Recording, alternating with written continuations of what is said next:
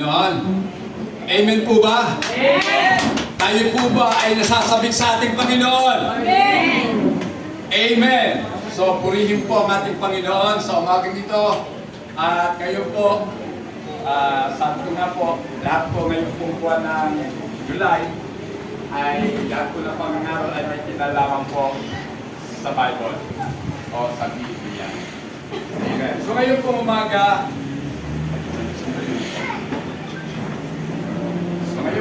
tayo po ay dadako po sa pangangaral ng salita po ng Diyos na ating pong binigyan ng pamagat, which way? Ano ba talaga? Anong daan? Which way? God's way or man's way? Makikita niyo po dyan, my way. Diba? Sino po alam ang awit na yan? Diba? Alam po natin yan, my way. Pero alam niyo rin po ba na ang dami nang napatay dahil po sa pag-awit nila ng awit na yan, my way. Bakit nababaray? Kasi sintonado. Amen. So, pero yan po talaga ang napapansin ko po na madalas awitin po sa mga video. Kasi ang dali pong, madali po kasi sa uluhin. At kitang-kita po natin ang pagiging makatao. Amen. My way. So, tingnan nyo, God's way pababa. So, ganun po mga kapatid, ano? Pero, hindi po yung titingnan natin. Ating pong pakinggan ang sinasabi po ng banal na kasulatan. Amen. So, napakaganda po ng ating po Sunday school kanina. Amen. Siguro naman po, lalo po tayong nabubuksan sa isang malawak na pananaw patungkol nga po sa kahalagahan po ng Biblia. At ngayon po umaga, mahalaga din po natin pong pag-usapan saan nga ba tayo? Ano bang daan ang dapat natin lakaran? Which way, mga kapatid? Dahil alam po natin, ang buhay ay paglalakbay. Pero bago po yan, tayo po muna ay mananalangin. Amen. Kaya sa sobrang excitement, nakakalimutan natin ang bumiling sa ating Panginoon. Okay? Manalangin po tayo. Panginoong Jesus, muli po, kami po ay dumudulog sa iyong trono ng biyaya upang hingin, Panginoon, ang iyong apo pagkabay at pamamatnubay habang kami po ay nag-aaral ng iyong mga salita. Sa aming pong pakikinig, Panginoon, buksan mo po, Diyos, ang aming kaunawaan sa mga kapatid ko po. Habang sila'y nakaupo, ikaw po, Panginoon, kung siyang sa kanila ay patuloy na manguna. Turuan mo po kami, Panginoon, higit ang iyong alipin na siyang gagamitin sa umagang ito upang ipahayag ang iyong kalooban. Panginoon, samahan mo po kami at pangunahan. Ito po ang aming samot na langit sa iyong makapangyarihang pangalang Jesus. Amen. Praise God. Life is a journey. Amen. Diba? Ang buhay po natin ay paglalakbay. Araw-araw po yan. Simula na tayo po'y magising, meron na po tayong nararating. Amen? Diba? Kaya gamit po natin ang ating mga paa. Kaya nga po sa Bible, mababasa po natin doon yung tinatawag nilang walk by faith. Diba? Paglakad sa pananampalataya. So mga kapatid, knowingly or unknowingly, all are rushing down to a certain destination. Hindi man natin nalalaman o hindi man natin napapansin, lahat po tayo nagmamadali patungo sa isang destinasyon o patunguhan. Amen. At dito nga po, and it seems counterintuitive to be more concerned with direction over destination. Kadalasan po mga kapatid, ito po ang napapansin ko. Palagay ko napapansin nyo din na ang tao po ay talagang concerned po sila. At kumbaga, ang kanila nga pong pag-aalala ay patungkol nga po doon sa direksyon, hindi doon sa kanilang destinasyon. Mahalaga po ang direction or direction, pero mas mahalaga po yung destination natin. Dapat alam po natin, after all, if we have no destination in mind, the direction is totally nonsense. Kung wala po talaga tayong destinasyon na gusto nating marating, baliwala po yung direksyon. Amen? Baliwala po yun. But once you know where you are going, the process changes. Kapag alam na po natin kung saan talaga tayo dapat pupunta, magkakaroon po ng napakalaking pagbabago sa proseso mo, sa pamamaraan ng ating pong pamumuhay. Amen. Bawat pagliko, bawat paghinto ay nagiging mahalaga para sa isang tao na alam niya kung saan siya pupunta. Kilala niyo ba si Alice? Kilala niyo si Alice? Hindi si Goo! Si Alice in Wonderland. Kilala niyo yun, ano? Mga bata pa tayo na napapakinggan na natin yan. Alice in Wonderland. Si Alice po, hindi si Alice Guru. Si Alice in Wonderland, mga kapatid. Alice came to a fork in the road and saw a Cheshire Cat. Si Alice po, habang siya po ay naglalakad, dumating po siya sa isang kalsada na sanga. Ngayon, sa kanyang pagmamasid, napatingala siya sa punong kahoy at nakita niya ang isang pusa. Amen. Ang sabi sa kwento, ang pusang yun ay Cheshire Cat. Bakit Cheshire? Kasi yung lugar na kung nasaan si Alice ay Cheshire. At yung pong Cheshire, yung pong Alice in Wonderland ay ang simple doon, ito po ay kwento ng mga English, mga taga-UK. Yan. Taga-England, mga kapatid. Kaya makikita nyo, Cheshire, yung pusa nila. Sa atin ano? Pusang gala. Diba? Mga pusang ordinaryo. Pero sa kanila, ordinaryo din po yun. Sa kanila, napakaganda ng mga pusa natin sa Pilipinas. Okay? So, pusa. Nakakita si Alice ng pusa. At dito po, nagtanong si Alice, kasi saan nga yung daan? Sabi niya sa pusa, saan kaya ako pupunta? Alin kayang daan ang dapat kong lakaran? Ngayon, sumagot yung pusa. Tignan niyo, ang pusa sumagot. Sumagot yung pusa sa kanya. At anong sabi? Where do you want to go? Saan ba gusto mong pumunta? Sabi ng pusa. Ang sagot niya, Alice, hindi ko nga alam kung saan ako pupunta. Then sumagot ang pusa sa kanya, di paliwan na yung tanong mo kahit saan ka pumunta, sige na. Diba? It doesn't matter kung anong daan ang lalakaran mo, hindi mo naman alam kung saan ka pupunta. Tama? Bakit ako nasabi ka? Ang daming tao sa mundong ito. Lahat naglalakbay. Kaya nga lang hindi nila alam kung saan sila. Diba? Naglalakad ka. Sumakay ka ng jeep, hindi mo tinignan yung yung signboard kung saan ka dadali ng jeep.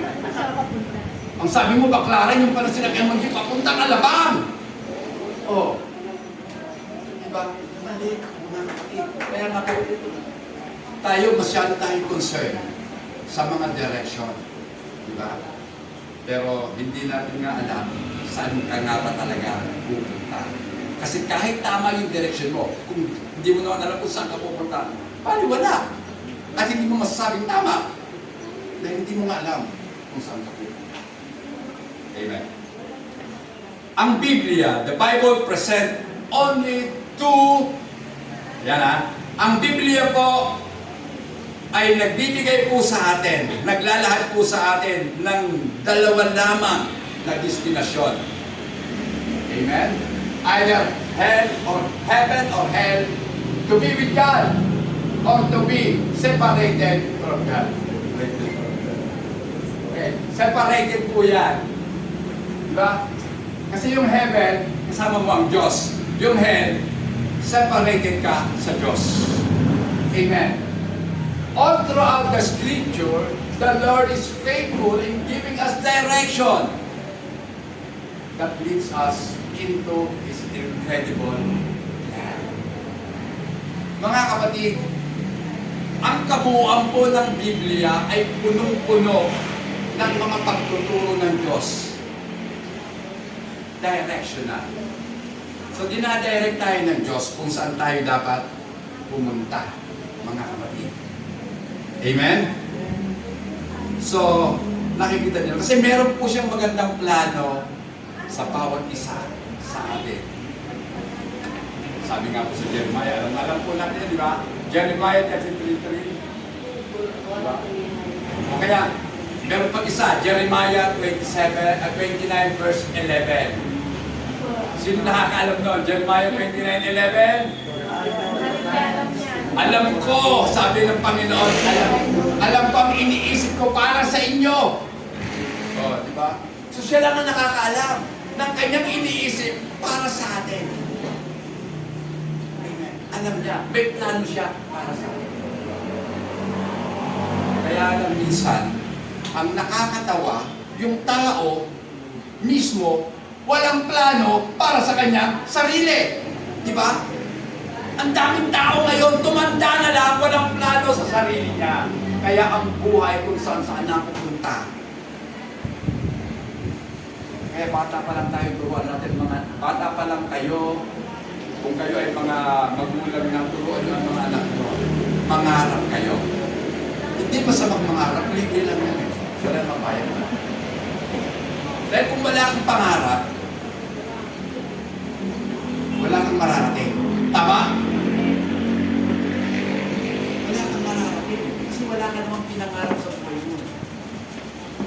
Pangarap mo noon, tatay? Magkaanak ng pito. Pero sabi ko sa lolo ko, hindi ako mag-aasawa, pero mag-aanak ako ng pito. Sabi, ay, paano yun? Ay, huwag po. Makulit daw akong apo eh. Mga kapatid, yun po yung pangarap ko sa buhay. At pangarap ko din, talaga sa totoo lang, kung lang ang anak, pangarap ko yun eh. Kasi kami po siyam na magkakapatid. Di ba siyam? Kaya inabot din ng siyam-siyam ang buhay namin. Pero salamat sa Diyos dahil nga po, hindi po siya nagpapaya. Amen. At magpahanggang ngayon, proud po akong sasabihin na salamat sa Diyos kasi sa siyam na magkakapatid, wala pang bawas. Amen! Masaya ang isang pamilya na ang mga anak ang siyang maglilibing sa kanilang mga magulang. Masaya yun. Kasi normal lang yan, di ba? Na ang mga magulang tayo ang unang namamatay kasi matatanda na sila. Pero hindi po normal na ang mga magulang ang paglilibing. Kasi yung mga anak, yung mga magulang, walang plano sa kanilang mga buhay. Hindi itinuro sa anak ang plano ng Diyos para sa kanilang mga buhay. Amen. Kaya nga po mga kapatid, maliwanag po as we travel along the way, habang tayo po ay naglalakbay sa daan na ating tinatahak ngayon, we are confronted with a question of direction. Lahat po tayo naglalakbay at lahat tayo ay maglalakbay. Amen? Amen. Yan po yung katotohanan na hindi po dapat natin kakalimutan. Lahat po tayo maglalakbay. So it is unnecessary thing na tayo po ay mag-impok ng kayamanan sa lupa. Meron bang manlalakbay na nag-i-impok ng kayamanan sa lupa? At ano ang sabi ng banal na kasulatan? Ano ang sabi ng ating Panginoong Jesucristo? Huwag kayong mag-impok ng kayamanan sa lupa. Amen. Hindi ako may sabi, kundi ang ating Panginoon. Pero bakit? Bakit? Ang daming Kristiyano, walang inatupag kundi ang magpayaman. Amen? Magpayaman in terms of possession. Di ba? Ang dami namin pag-aari. Yes, Christian kami. Di ba? Amin yan. Sabi ko, ano mo kang pinagsasabi mo? Paano mo naging pag-aari yan? Dahil ang katotohanan, kung ikaw yung totoong Kristiyano, alam mo ang katotohanan, lahat ay pag-aari ng Diyos. You are just a manager. Amen? Lahat tayo ay tagapangasiwa lang ng Diyos. Kung ano man ang ibinigay sa iyo ng Diyos, pagyamanin mo, i-develop mo, palagay mo. Mapatalento man o mapakayamanan, palagay mo. Pero hindi nangangahulugan na sa iyo yun. Amen. Kaya ka pinayayaman ng Diyos. Dahil ikaw ang may abilidad, may kakayanan na makakuha ng maraming kayamanan. Pero lagi mong tatandaan, may mga kapatid ka na walang kakayanan. Kaya ka binibless para i-share ang blessing na tinatanggap mo sa Panginoon. Walang Kristiyano na makasarili. Amen. So, sa ganoon po, ipinapahayag ng Diyos ang kanyang plano sa mga buhay po natin. So, ang Diyos po natin faithful. Tapat po siya, mga kapatid. Kaya sa ating pong paglalakbay, siya ang patuloy na gumagabay po sa atin. Our destination in our journey in Christ is the conformity to Him. Ngayon ko lang po ito na-discover, mga kapatid. Kasi, ang isip ko noon, ang goal natin sa buhay ay makarating sa langit. Mali, mga kapatid. Mali. Napakalaking mali. Basahin po natin, Romans 8:29. Ano ang sabi? Sapagkat sa simula pa'y alam na ng Diyos kung sino ang magiging Kanya at ang mga itinigati niya upang maging katulad ng Kanya. Sa gayon, siya ang naging panganay sa lahat ng maraming magkakapatid. Okay. So, Romans 8:29. Maganda po sa King James Version, sa New King James. Sa English, mga kapatid, ganito ang sabi. For whom He foreknew. So, alam na kaagad. Pag sinabing foreknew, alam niya na. Wala ka pa, alam ka na niya. So, mga pangyayari, alam na ng Diyos sapagkat alam naman po natin na ang Diyos po is not bounded by time. Hindi po siya sako ng panahon. Labas po siya sa panahon. Kaya alam niya na alam niya ang nakaraan, alam niya ang kasalukuyan, alam niya ang mga darating. Amen. Because He is not bounded by time. At ang sabi pa po dito ay ganito, mga kapatid. Okay?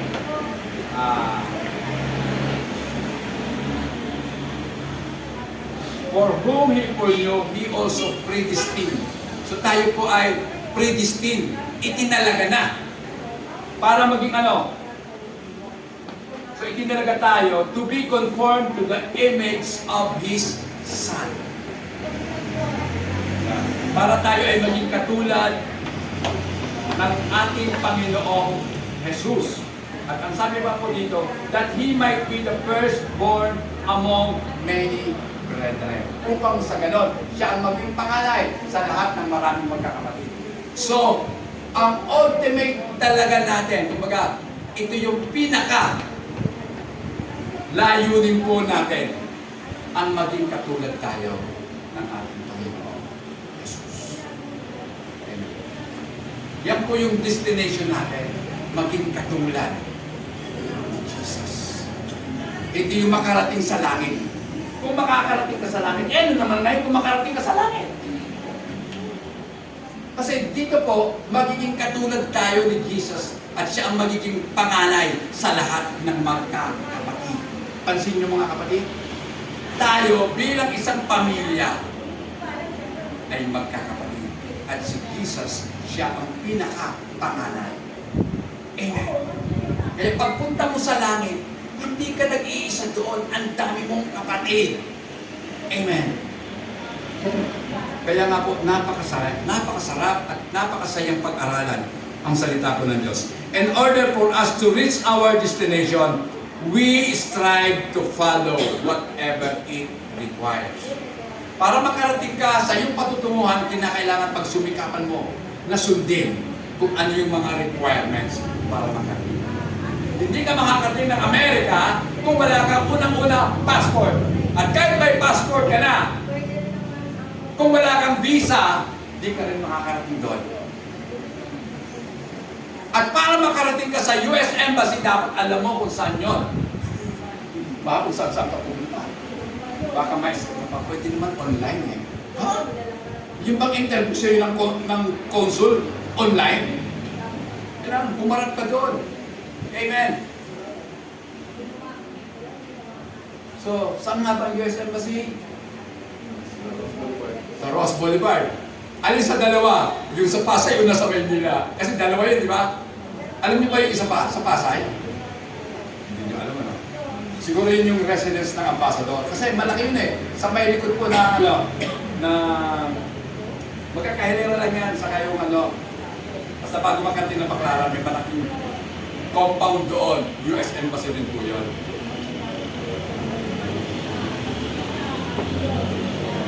Pagkalagpas po ng Connector Astrodome, banda dito yun, patungo pala sa Baclaran, malaki yun.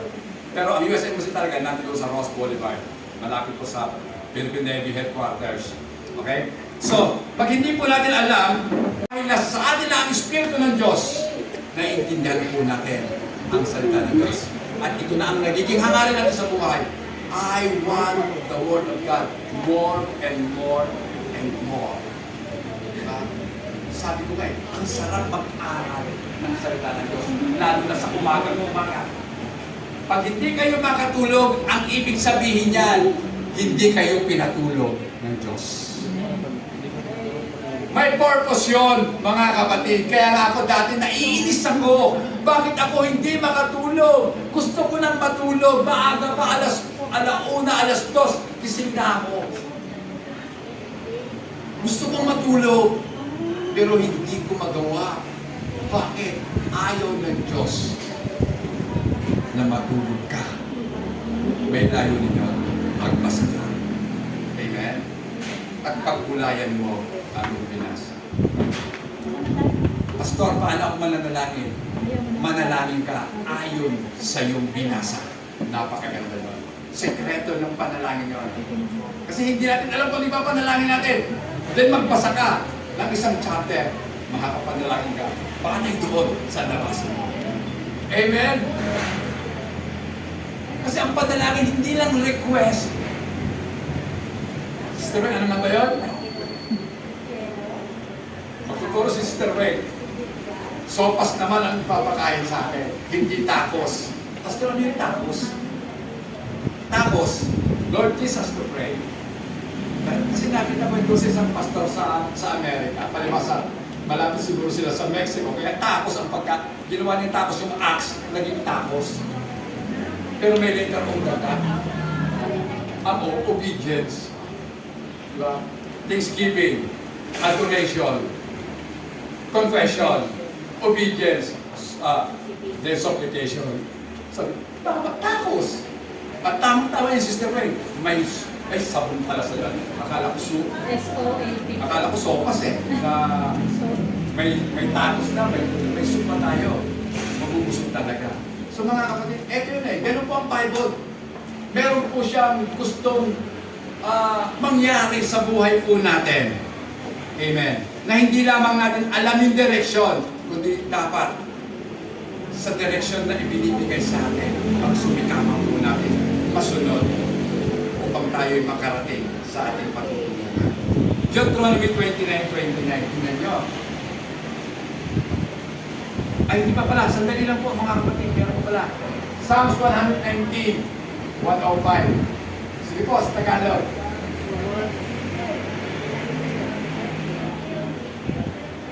Sa English po kasi. Salita mo isang tanglaw. Sige po. Salita mo isang tanglaw sa akin ay pagtubay sa labas ng daraanan. Iwanan ang tumatanglaw. Thy word is a lamp into my feet and a light into my path. So ang salita ng Diyos dapat kasama mo sa paglalakbay mo, sapagkat yan ang liwanag na tumatanglaw sa iyong dinaraanan. Amen? Kaya ang isang tao na hindi kailanman nagbabasa ng salita ng Diyos, matitisurin po yun. At bakit hindi siya makarating sa Diyos? Kasi nakadapa siya without remedy. Kasi nasa dilim. Amen? Diba? Sino ba sa inyo ang matapang sa dilim? Di ba lahat tayo pag madilim natatakot? Amen. at hindi ka makakalakad ng merong kumpiyansa. Dahil ingat na ingat ka sa bawat paghakbang mo. Baka meron kang maapakan na hindi ka nais-nais. Baka meron kang maapakan na matutulis. O baka meron kang maapakan na may pangit at ikaw ay tulaw. Diba? Madilim eh. Pero kapag maliwanag, kapag ang tao naglalakad sa liwanag, hindi siya kailanman matitisod. Amen? Kung bakit ka natitisod, one thing is sure, mga kapatid, malamang hindi ka naglalakad sa liwanag. O kaya nagpapaya ka. Malamang tinikit mo ang mata mo. O, maliwanag ka. Pastor, maliwanag eh. Oo nga, maliwanag. May bakit kang tisod kasi pinikit ko ang mata ko eh. Di ba? Ang tawag pa nga lang sa Bible sa mga kapatid natin, kapatiran. Hindi niyo ba napapansin kapatiran? Halos magkasing tunog ng magpapatid sa iyo. Yung kapatiran mo, siya rin ang magpapatid sa iyo. Pero kung meron tayong pangunawa, okay lang. Alam ko na, hinarang mo ang paa mo, hakakpangan kita. O, di ba? Kaya hindi ako matitisod sa iyo. Salamat sa Panginoon dahil sa kaliwanagan. Maliwanag ang mata, maliwanag ang isip. Sobrang liwanag, mga kapatid. Okay. Ngayon, punta na po natin, Deuteronomy 29:29. Sino nakakaalam nun? Mahira lang kasi, mahira lang natin. Sige, pakibasa po. May mga bagay na sadyang pinilihin ng Diyos natin si Yahweh. Ngunit ipinahayagan mo sa ito upang hindi natin at ng ating mga anak magpakailanman. Okay, Deuteronomy 29:29. Okay, sa King James Version, New King James Version, the secret things belongs to the Lord. Ang mga lihim na bagay ay sa Panginoon, sa Panginoong Diyos. Amen. 29:29, may tinatawag na mga bagay na lihim ang Diyos at may mga bagay naman na ipinahayag ang Diyos. The secret things belong or corresponds to our destination. Yung mga bagay na lihim, yan po yung ating destination. Amen. Destination natin yan. Kasi sabi nga ni Paul, hindi ko maalam eh kung ano ang magiging ano tayo. Pero alam natin na kapag tayo po ay binigyan muli ng buhay ng ating Panginoon, may pagbabago sa ating katawan. Hindi na to. Pero hindi natin alam, lihim yun eh. Amen? Lihim ng Diyos yun. Huwag na natin alamin. Baka tayo ay mabuang lang. Pag inalam natin kung ano magiging ano tayo. Pero alam natin, magiging katulad tayo ni Kristo. Yun lang. Pero hindi natin alam kung anong itsura pa noon. Ano bang mga katangian noon. Pero may sinasabi na may hit na. Walang sakit eh. Walang sakit. Kasi kaya ka lang naman naiyak dahil may sakit ka. Pastor, ano yung nagugutog? May sakit din yung nagugutog. Masakit ang sikmura. Wala nang laman. Oh. Kaya sila naiyak. Ang mga bata, pag nagugutog, di ba? Yung masanggol, naiyak. Kasi, nagugutog. So, the revealed things belongs or corresponds to our direction. Yung mga bagay na ipinaalam sa atin ng Diyos, ibig sabihin yan, yan po ang ating direksyon. Amen. Mahalaga na alam po natin ang direksyon. Sa mga driver, dapat alam niyo yung mga signs, di ba? Yung no parking, no overtaking, narrow road, di ba? Dami. Sa mga taong tumatawid, ano ang sign na dapat po natin laging titignan? Noong araw, nung si Bayani pa, ang hepe ng Metro Manila, binahago niyang lahat ang mga signs. Di ba? Pati kulay, binahago. Ginawa ng pink. Imbis na sa mga traffic dapat ang kulay, yellow and black. Black and yellow lang yun eh. Mga signs po yun. So ngayon, wala na po. So So nakikita po natin yan, mga kapatid. At dito pa din, it is not for us to know the secret things of God. Hindi para sa atin, para malaman natin ang mga sekreto ng Diyos. While the revealed things are given to us for our information and action. Yung mga bagay na ipinahayag sa atin ng Diyos, ibinigay yun para tayo ay turuan. For our information and for our action. Kasi lahat po ng ipinapaalam sa atin ng Diyos, ang ibig sabihin lang po niyan, mga kapatid, dapat po natin itong gawin. Amen. With much struggle, we desire to know what is going to happen in the future. All this unknown belongs to the Lord. And that's the reason why we put our trust in Him. So di ba tayo ay may struggle talaga? Tayo ay meron pong malaking pakikipag-baka. So, nagkakaroon nga po tayo ng stress dito eh. Kasi hindi natin alam kung ano yung pwedeng mangyari kinabukasan. Tama po ba? All this unknown, lahat ng bagay na hindi natin nalalaman, yan po ay para sa Diyos, para sa ating Panginoon. Kaya yan ang dahilan kung bakit tayo dapat magtiwala sa Diyos. Amen. So magtiwala tayo sa Diyos. Next. As we continue in our journey, dito habang tayo daw po ay nagpapatuloy sa ating paglalakbay, katulad ni Alice, hindi si Alice po, katulad ni Alice, dumarating po tayo sa samangdaan ng buhay. Ngayon, parang gusto mo nang bumalik. Di ba? O kaya may samangdaan, pero naisip ko, balik na lang kaya ako. Hindi ko alam dito saan ako pupunta eh. Sa kaliwa ba o sa kanan?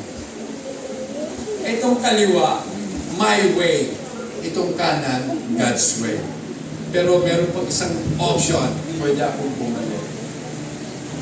Diba, mga kapatid? Saan ka babalik? Sa iyong pinanggalingan?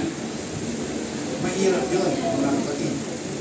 Alam mo naman kung ano ang buhay sa dati nating kinalalagyan.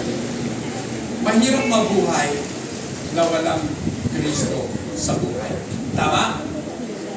Susuluhin mo ang mga pagsubok. Amen? Susuluhin mo ang hirap ng buhay. Totoo yun, solo mo rin naman ang ginawa ng buhay. Pero sa ginawa ng buhay na meron ka, mabubuhay ka. Amen? At baka yung pa ang maging minsan ng buhay mo. Kasi hindi mo alam, hawakan ang mga kapatid. At hindi ka nakakasiguro na ang blessing na nakamtan mo ay galing mismo sa Diyos. Dahil may dalawang uri po ng pagpapala. Ang pagpapalang naglalayo sa iyo sa Diyos, alam mo na kung kanino ka rin. Amen? Ito na eh. Pero yung kahirapan na nagpalapit sa iyo sa Diyos, galing sa Diyos. Amen? Kaya saan ka na? Sa kayamanan na malayo sa Diyos, o kung sa mahirap, na malapit ka sa Diyos. Saan? Ano ang ating siya, mga kapatid? Diba?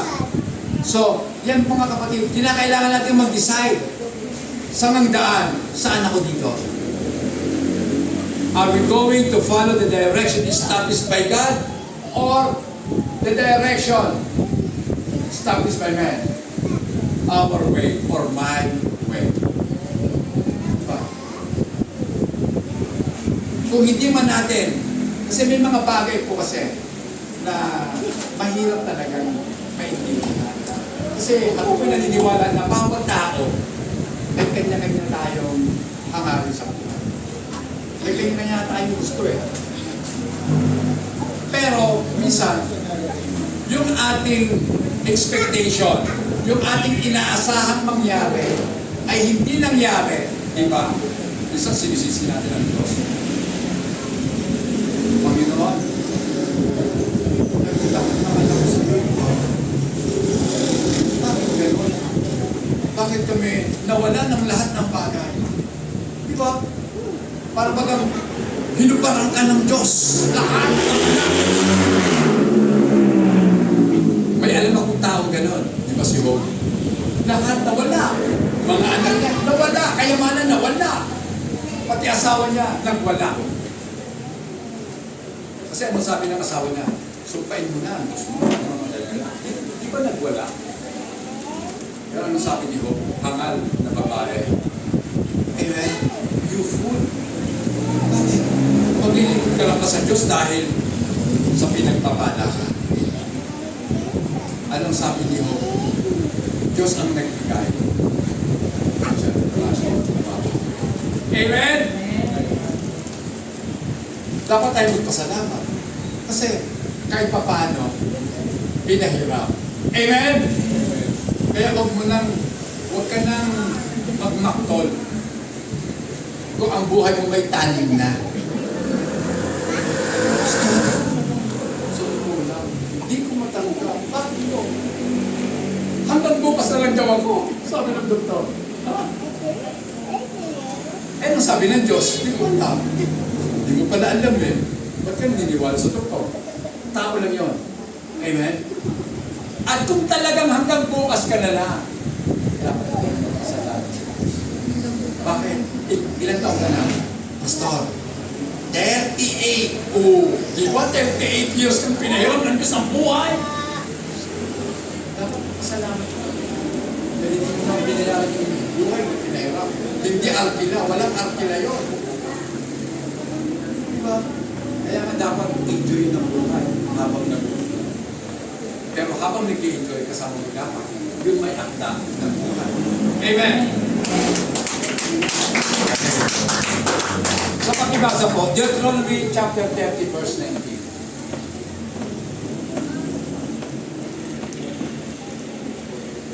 Sige po, sa Tagalog. Aking pinatawag ang langit at ang lupa, sino masaksihan ninyo sa amin. Na aking ilagay sa buhay na pagkakasal sa pagkakala at isa. Kaya sabihin mo ang buhay at tao at pagkakasal. Diba? Mga kapaliginan nyo. Ang Diyos, tinuturuan na tayo, diba? Ano sabi ng Panginoon? Piliin nyo ang buhay! Oh, alam ba ng mga tao yan? Hindi! Bakit hindi alam? Kasi, ipinagdamot natin sa kanila ang katotohanan. Hindi tayo nagsishare sa kanila. Amen! Kaya sa ayaw mo nila, sa gustong tanggapin ang sinasabi mo, sabihin natin. Amen! Tingnan mo. Sabi ng Panginoon, kaya piliin ninyo ang buhay para kayo at ang iyong lahi ay mabuhay ng matagal. Gusto niyo ba ng mabuhay ng matagal? Amen. Gusto ko. Kung ang buhay ko napapakinabangan ng Diyos. Pero kung ako'y mamumuhay lang o mabubuhay lang nang walang kwentang buhay, mas mabuti pa. Di ba? Isipin mo, namuhay ka, nilagyan mo pa ng dungis ang pangalan ng Diyos.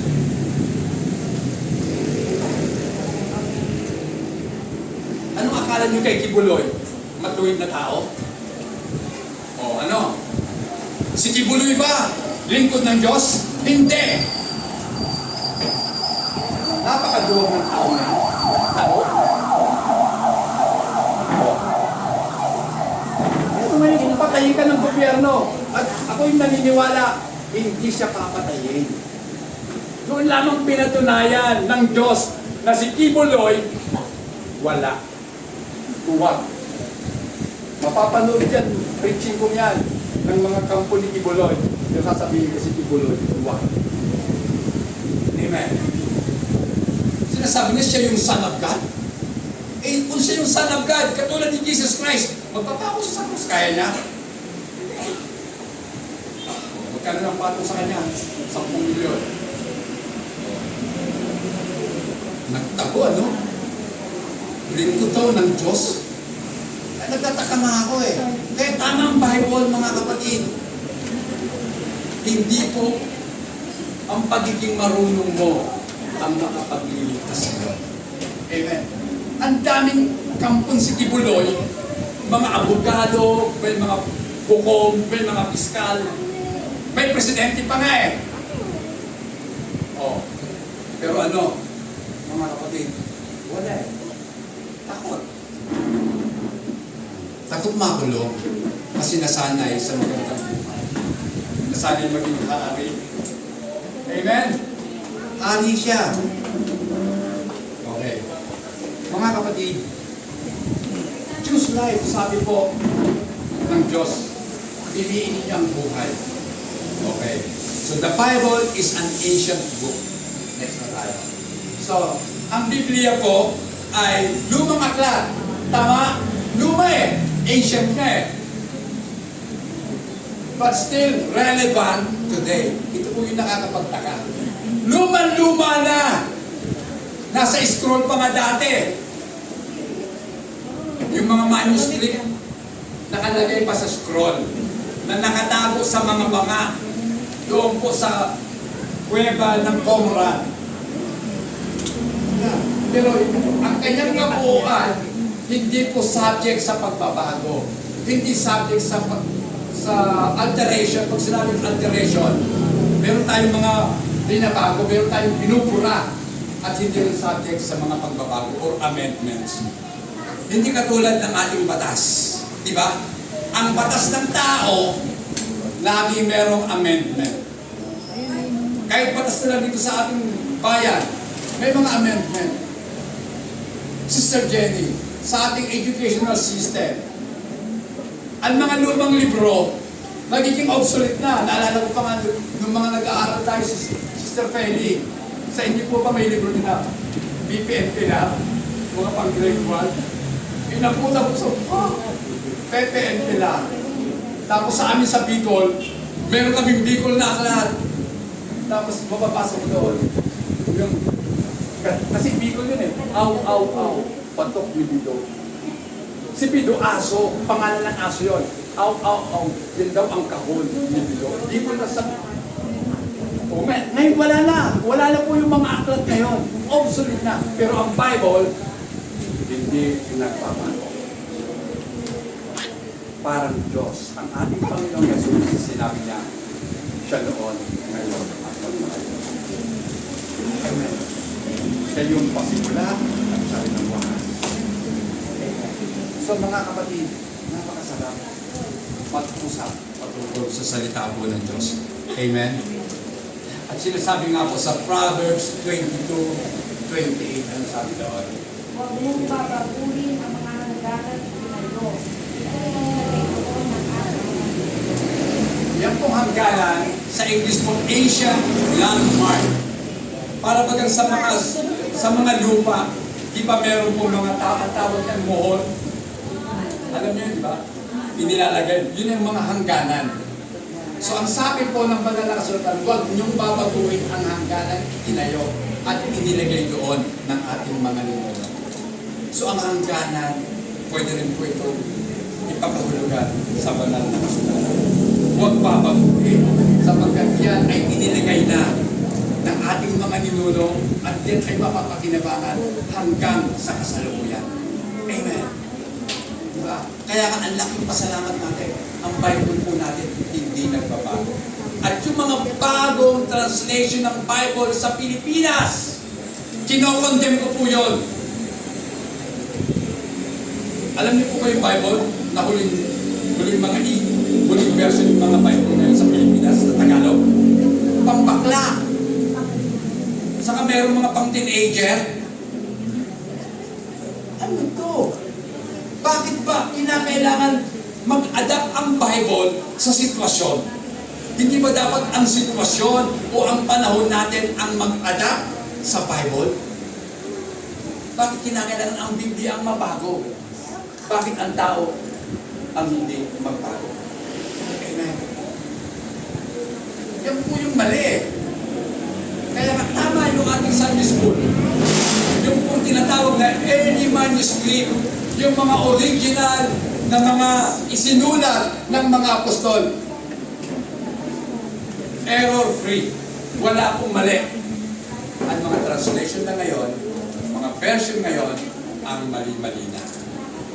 Bakit ko nasabi? Tingnan nyo, yung pinaka-matandang English version ng Bible, King James, at ikumpara mo yung mga ibang Bible ngayon, ang layo na nila. Amen? Malayo na po mga kapatid. Okay, tingnan natin. Sa Jeremiah 6:16, may sinasabi po. Sinabi niya rin niya niyang bayan, tumayo kayo sa panungkalang daan at Panulukan. panulukang daan at magmasid. Hanapin ninyo ang lumang kalsada at alamin kung saan ang pinakamabuting daan. Doon kayo lumakad at magtatanong kayo ng kapayapaan. Subalit ang sabi nila, ayaw namin dumaan doon. Lumang kalsada. Ano yung lumang kalsada? Old path. Sabi diyan, sinabi ni Yahweh sa kanyang bayan, tumayo kayo sa panulukang daan at magmasid. Magmasid tayo. Sa mga daan. Hanapin ninyo ang lumang kalsada. Sabi yung sa Imos pa yun, may kalsadang luma. Tama lang. Ay, kalsadang bago. Tansang luma pala yung iisip ko eh. Kalsadang bago. Di ba? May bagong kalsada na. Doon sa bagong kalsada, kaya nga po, ito yung pinakapangit eh, sa pagbabago. Bakit? Halimbawa, pumunta ako ng aming lugar, kung saan ako pinanganak sa Naga. Paano kung binago lahat ang pangalan ng mga kalye? Tapos wala na yung mga dating bahay, natayuan na ng mga, di ba? Maliligaw ka, mawawala ka dahil sa pagbabago. Kuhan yung mga kapatid. Kaya ang Biblia, walang pagbabago. Para hindi ikaw ang mga tao. Amen! Huwag na tayo maghanapan ng pagbabago. Kailangan, Pastor, bagong version ng Bible. Ano gusto nyo? Oh. May mga charing-charing na. Oh. Ano ba yun? Yung mga makabagong salin sa Tagalog eh. Mga pan-teenager nga eh. Para daw maabot yung Gen Z.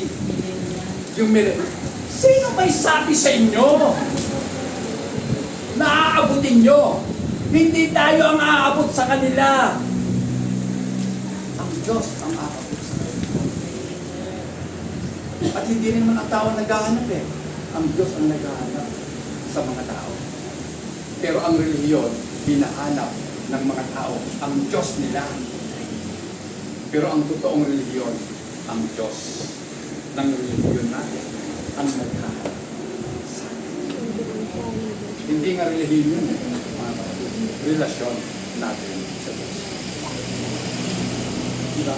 Pag nawawala ang anak, hinahanap. Ang magulang. Usama yan, aso man yan, hahanapin. Diba? Nakita, kami po kasi meron kaming aso dati, namatay yung mga anak, lahat namatay. Tapos siya, namatay. Hindi siya kumain. Nalungkot siya, wala siya. So, mga kapatid, anong aral na natin na ang ating Diyos ay malakas. Nais na dahil lahat po tayo ay makakilala sa Kanya. Kaya, ang Kanyang salita ay walang pagbabago.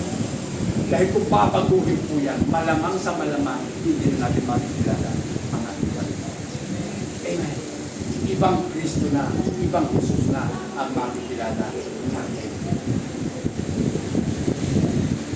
Kung lang sa version ang ating babasahan, yan po ang gamit ng mga iglesia ni Kristo. Lang sa version ng Bible. Tayo po, kahit ano, ang gamit niyo, gamit niyo, okay lang yan. Kasi King James version po yan. Yung mabuting balita parang NIV na yon. Okay. So, ano pa man yan mga kapatid, kung nais talaga natin maging mag-aaral ng Bible, dapat sa ating pag-aaral, kahit man lang meron kang 2 version o 3 version ng Bible. Ako po, meron akong NIV, meron akong King James, meron akong New King James version. Ano ba ang tama? Na, kasi mga kapatid, sa pag-aaral po ng Bible, yung grammar pa lang, may kahulugan na kaagad doon kung paano ginamit yung mga salita. Meron siyang ibig ipakahulugan. Kaya nga po, dito po sa ating binasa, Jeremiah chapter 6, the Lord wants Israel of the coming judgment because religious leader and political leader rejected God's principle. Diba ang dami na ngayon na mga nire-reject nila? Kahit mga relihiyon, mga pinuno ng relihiyon, nire-reject ang prinsipyo ng Diyos. Ang sabi ng Diyos, ang pinagsama ng Diyos ay hindi dapat paghiwalayin ng tao. Pero ngayon, ang ating bansa, nakakalungkot man sabihin, malapit na, antayin nyo, aaprobahan na ang divorce law. Di ba? Ano yun? Kaninong prinsipyo yun? Hindi prinsipyo ng Diyos yun. Ang prinsipyo ng Diyos, magsasama kayo sa hirap at ginawa. Pero sa pag-aasawa ka lang, may prinsipyo lang agad ang Diyos. Huwag kayong magpamanong. Do not be unequally yoked with unbeliever. Yan po yung totoo. Prinsipyo ng Diyos, dapat sundin. Para hindi na sumunod pa yung isa pang prinsipyo na mag-iiwalay. Pero hindi kayo magkasundo eh. Diba? Bakit hindi nagkakasundo? Yan ang tanong. Bakit hindi nagkakasundo? Hindi mo nga ako ng tingin. Bakit tayo nagkakasundo? Kasi alam mo lang, bakit hindi nagkakasundo? Yun! Kasi hindi nag-uusap. Ano mang bagay na pinag-usapan, dati kayo sa tinatawag na na pinakagitna. Hindi man sumang-ayon sa isa, hindi man sumang-ayon dito sa isa, pero hahanapin natin yung pinakagitna na tayong lahat, o tayong dalawa ay sasang-ayon. Diba? Ikaw ang taga-hugas ng plato, ikaw ang taga-luto, okay lang. Pero kung lahat na lang, ako, kawawa naman siya. Wala na siya ginagawa. So, balikan. Paano naging kawawa siya? Kawawa talaga siya, wala siyang ginagawa. Ibig sabihin, inutil siya. Dahil wala siyang ginagawa. Tama? Kung marami kayong ginagawa, purihin ka matas. Amen. Purihin niyo ang Panginoon. Kung marami kayong ginagawa, salamat Panginoon. Hindi ako inutil. Hindi ako asa o paasa. Amen. Gagawin ko ang lahat. Nalala ko si Sister Norma. Diba? Kahit ganun na yun dati, naglalaba yun. O, paano makakapaglaba si Sister Norma? Sasabihin nyo, basta paano maglalaba yun? Eh, kasi papa mo ginagamit nun eh. O, sabi nga, lahat, pag gusto mo, may paraan lahat yan. Nakita ko nga, painter eh. Pintor, walang kamay, walang paa. Paano mag-paint? May bibig ka eh, di ba? Yan ang bibig niya. Hindi ka pagkukulangin ng Diyos ng kakayanan. Kasi hindi ka naman nilalagay ng Diyos na walang panginapan. Amen. Walang tao na walang panginapan. Lahat na kayo may panginapan. Kaya ka nga lang hindi, kaya mo hindi pinagtitinabangan ang mga kaloob ng Diyos. Kasi unang-una hindi mo alam na meron ka palang skill, meron ka palang giftedness galing sa Diyos. Ikalawa, ayaw mo. Hindi lang. Diba? Hindi mo alam kung ayaw mo. Siguro lahat ayaw mo eh. Ayaw mo alamin. Tama ba? Ayaw mo alamin eh. Malalaman naman eh. Wala namang bagay na hindi pwedeng malaman kung gustong malaman. So, ganun din po tayo mga kapatid. Similar po yun sa sitwasyon din natin ngayon. Diba? Yung mga pari noon, pinopromote po nila sa kanilang mga nasasakupan ang mga maling katuruan. Amen? Maling katuruan ang kanilang pinopromote mga kapatid. Ito papasahin ko. Dahil maling katuruan, dadalhin nila ang tao sa kalikuan and promoting false standard. This leader thought things that were not true, and the people believed the lies. So, di ba, pinaniwalaan ng mga tao ang kasinungalingan. Di ba tuntua ang tao sa kasinungalingan? Di ba tuntua tayo sa mga teleserye? Palagay niyo totoo yun? Hindi! Hinihibang lang kayo. Kaya nga, pag ako nanonood na ng Tagalog, yung gawa sa Pilipinas na teleserye, nagagalit ako lagi, high blood ako eh. Kasi inuuto lang tayo eh. Isipin yung mga pulis, di namang anga-anga. Kababaeng tao na nalulusutan ng pulis. Nalulusutan ang mga pulis. Di ba? Wow. Huwag tayong paloko. Pinapayaman lang natin yung mga TV networks na yan. Tigilan na yan.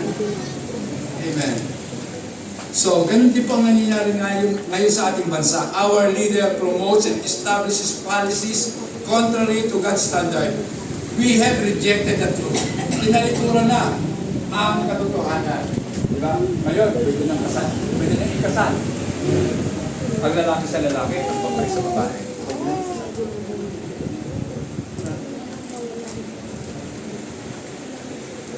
Nakakalungkot, mga kapatid. Parang nagpipilita ko na eh. Na lahat ng nagwawagayway ng banderang rainbow na yan, isang araw, magwawagayway din sila, tatanong-tanong sila. Doon, sa dagat-dagatang Apol. Amen.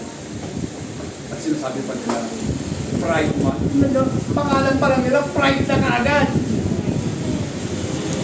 Anong sabi ng Biblia tungkol sa Pride? Sila papasok sa kare ng langit. Oh. Kaya ang papasok doon, mga hambon. Diba? Ang tatapang pa nila. Tatapang nila. Matapang sila. Matapang silang sabihin, nakasalanan pa ng Diyos kung bakit sila ginawang gano'n. Kaya anong ginawa naman ng mga doktor? Sige, ano bang gusto nyo? Tanggalin natin yan. Tanggalin natin. Sa babae may tinatanggal para maging lalaki. Sa lalaki may tinatanggal para maging babae. Yan ang mundo.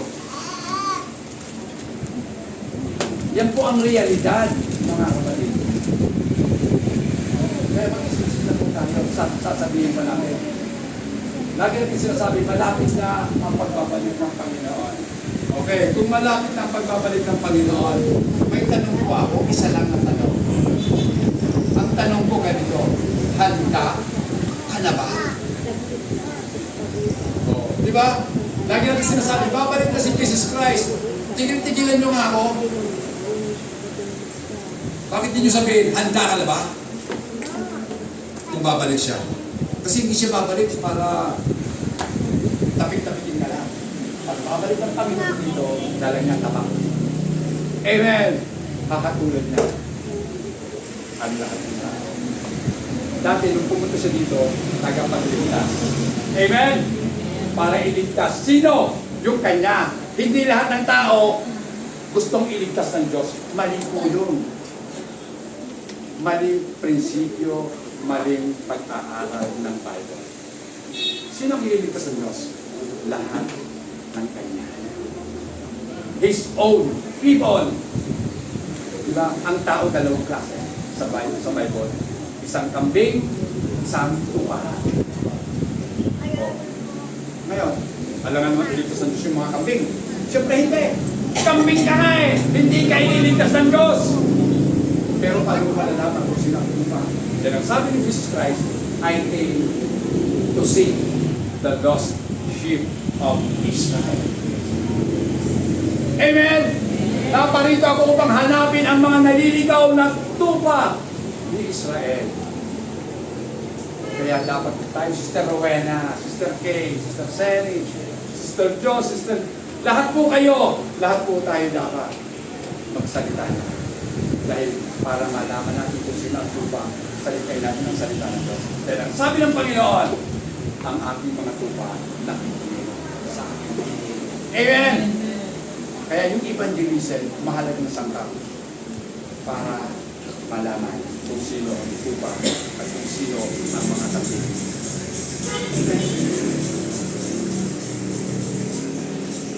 Wala ka na sa hindi, Bible pa rin yun, di ba?